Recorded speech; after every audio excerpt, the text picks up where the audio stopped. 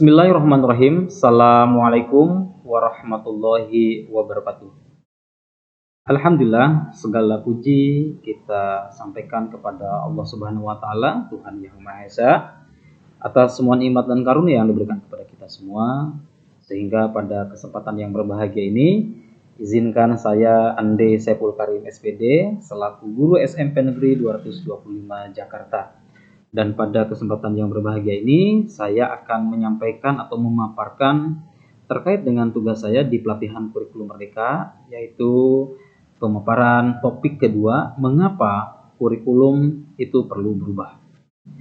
Pertanyaan ini tentu saja akan terjawab ketika kita memahami konsep kurikulum itu seperti apa. Nah, kurikulum merupakan seperangkat atau suatu sistem rencana dan pengaturan mengenai bahan pembelajaran yang dapat dipedomani dalam aktivitas belajar mengajar. Nah, kurikulum yang baik sesungguhnya adalah kurikulum yang sesuai dengan zamannya dan terus mendapatkan pengembangan, kemudian bisa diadaptasi sesuai dengan konteks dan karakteristik peserta didik pada zamannya, sehingga dapat membangun kompetensi sesuai dengan kebutuhan mereka, baik di masa sekarang maupun di masa yang akan datang. Nah, seperti itu konsep kurikulum. Nah, ada sebuah hal yang menggelitik terkait dengan kalau kita mungkin bertanya tentang cita-cita gitu ya. Nah, dulu ketika kita ditanya oleh orang tua atau oleh orang guru tentang cita-cita, pasti jawabannya tidak jauh dari ingin menjadi dokter, ingin menjadi pengusaha, guru, astronot, ilmuwan, kemudian polisi, begitu ya. Dan itu tentu saja adalah cita-cita yang memang ingin kita raih untuk membahagiakan orang tua, begitu.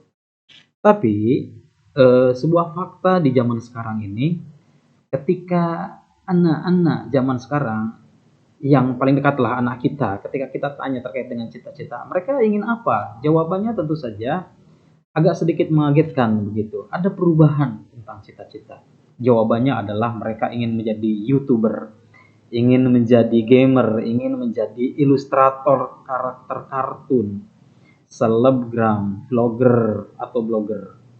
Nah, hal ini memang bagi kita agak sungguh aneh gitu ya.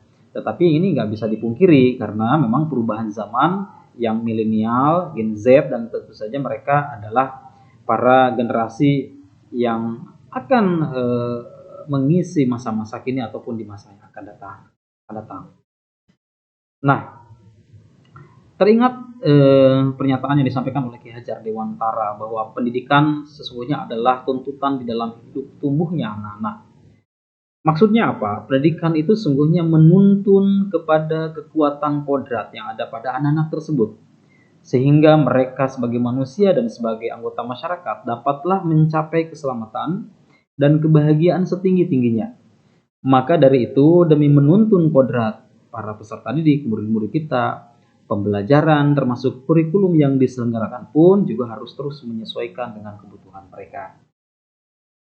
Nah, pilar pendidikan untuk mewujudkan kurikulum yang berpihak pada murid itu diperlukan. Yang pertama adalah peran orang tua, kemudian masyarakat, dan pihak sekolah. Oleh karena itu, saat merancang kurikulum itu harus menempatkan kebutuhan, kemudian pendapat, pengalaman, hasil belajar, dan kepentingan murid sebagai rujukan yang utama. Sehingga sejatinya sebuah kurikulum itu dirancang untuk murid, agar seluruh kompetensi murid yang diharapkan menjadi terwujud, dan semua pihak harus tentu saja bekerja sama dan berkolaborasi. Bahwa anggapan setiap ganti menteri ganti kurikulum tidaklah sepenuhnya benar, karena kurikulum yang baik adalah kurikulum yang sesuai dengan zamannya. Maka oleh karena itu, sudah saatnya kurikulum mesti diadaptasi sesuai dengan kebutuhan peserta didik atau murid kita. Nah, mungkin itu sedikit terkait pemaparan saya mengapa kurikulum harus berubah, dan ini tentu saja harus menjadi perhatian kita semua stakeholder, guru, kepala sekolah, dan semua yang terlibat dalam pendidikan tentunya harus berubah. Kita harus mengevaluasi diri karena proses pendidikan zaman dulu tidak bisa disamakan dengan zaman sekarang. Kondisi anak-anak sudah berubah, zaman sudah berubah, maka kurikulum pun harus berubah sesuai dengan kebutuhan anak-anak. Terima kasih atas perhatiannya, semoga bermanfaat. Billahi taufik wal hidayah. Wassalamualaikum warahmatullahi wabarakatuh.